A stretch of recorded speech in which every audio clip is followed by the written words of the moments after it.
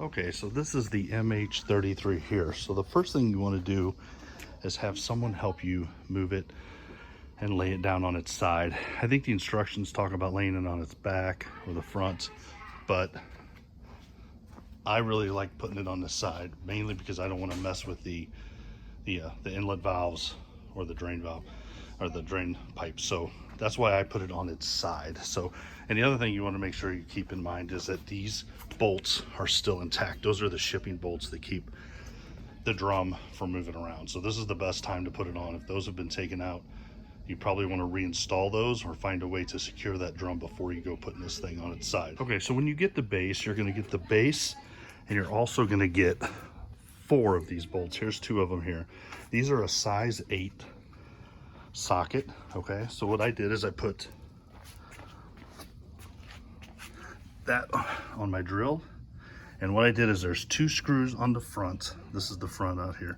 Put 2 screws, and you just want to barely start them with that 8.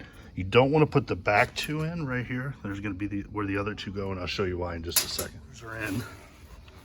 You want to push this base on. It's got nice big hole cutouts, so you don't have to take the existing feet off the washer. It's got its own feet right here. One thing I did before I put this on is I went in here with a little wrench and just unscrewed these about 1 inch. So, and that's what they suggest in the instructions. That way we got about 1 inch on each of them, and we have some adjustment once we put it down.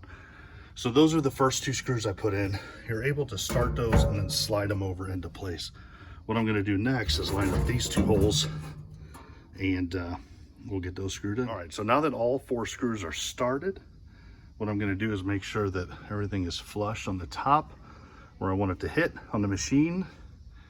Maybe just side up just a little bit as I shoot that in, and then I'll shoot all 4 down. All right, and once they're all 4 shot down, you're ready to stand it up. All right, so once you have those on, you need the help of a friend or someone strong to help you lift this thing back up. So this looks kind of like a residential washer, like a home washer, but this bad boy is probably close to 300 pounds. So it is a lift. That's why I'm breathing heavy. All right, so on to the next step. So the next thing we're going to do is take out the shipping bolts, which there's 4 of them right here. I think that's a 1/2 inch.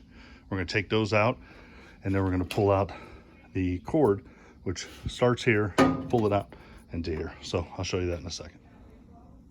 All right, so what we're going to do now, I have just a little 1/2 inch. We're just going to take all 4 of these out, pull them way out. They're pretty long bolts, so you'll get the idea. I'm going to do this with 2 hands, and then I'll be right back to show you. All right, so once you get this thing loose, get that, pull it to the center, and then that whole thing comes out just like that. So we're going to do that 3 more times, and you'll feel the drum kind of loosen up.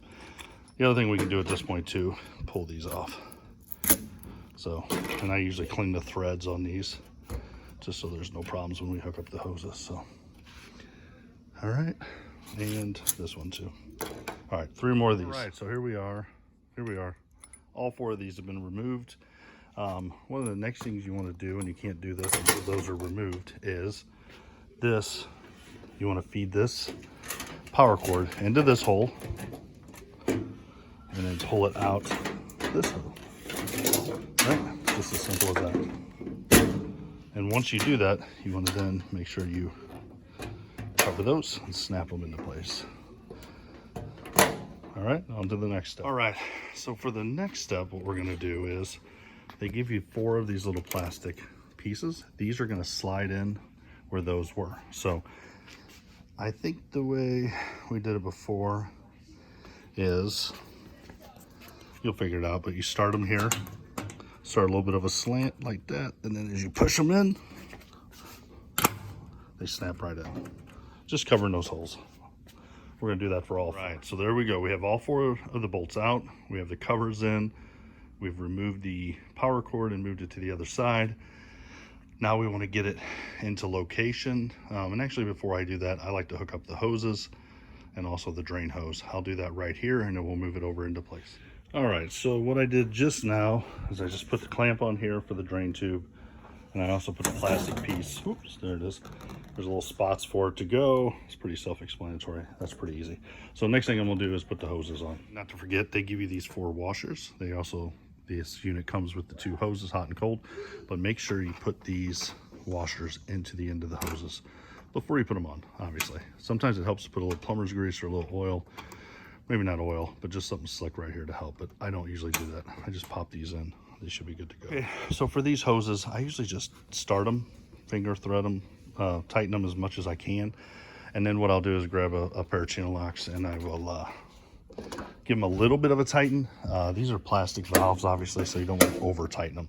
You'll get a feel for it. Just tighten them, but don't over tighten them. We got the drain hose on. What I'm going to do is throw these over the side really carefully, over the front, and we'll move it into place. And then I'll show you the final hookup. Should be pretty simple.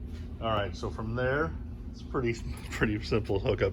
Hot to hot, cold to cold, drain pipe goes in here.